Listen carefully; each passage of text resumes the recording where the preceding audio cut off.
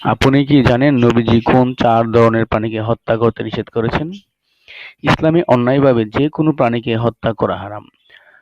তার মধ্যে 4টি এমন অবলা প্রাণী রয়েছে যে 4টি প্রাণীকে হত্যা করতে স্বয়ং নবীজি নিষেধ করেছেন।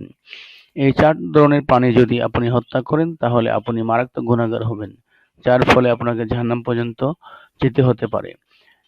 নাম্বার 1, নবীজি যে প্রাণীটি হত্যা করতে নিষেধ করেছিলেন সেটি হলো পিঁপড়া। পিঁপড়ে একটি অবলা প্রাণী। আমাদের বাড়ির আঙ্গিনায়, উঠানে সব জায়গায় এই পিঁপড়ে দেখা যায়। আমরা পিঁপড়ে দেখলে পা দিয়ে পিষে মেরে ফেলি। আমাদের প্রিয় নবী পিঁপড়ে মারতে নিষেধ করেছেন। এটি একটি মারাত্মক গুনাহ। নাম্বার 2, মৌমাছি। মৌমাছি আমাদের মিষ্টি মধু দিয়ে সাহায্য করে, তাই নবীজি মৌমাছিকে মারতে নিষেধ করেছেন। নাম্বার 3, হলুদ পাখি। নাম্বার 4, আবাবিল পাখি। কাফেররা যখন কাবা শরীফ আক্রমণ করেছিলেন তখন আল্লাহ তাআলা আবাবিল পাখি দিয়ে কাবা শরীফকে রক্ষা করেছিলেন।